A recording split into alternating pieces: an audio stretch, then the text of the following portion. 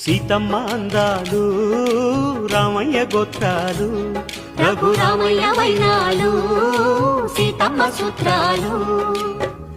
ఏకమవ్వాలంటే ఎన్ని యాత్రాలు ఏకమవ్వాలంటే ఎన్ని యాత్రాలు ఏకమైన చోట వేద మంత్రాలు ఏకమైన చోట వేద మంత్రాలు సీతమ్మ అందాలు రామయ్య గోత్రాలు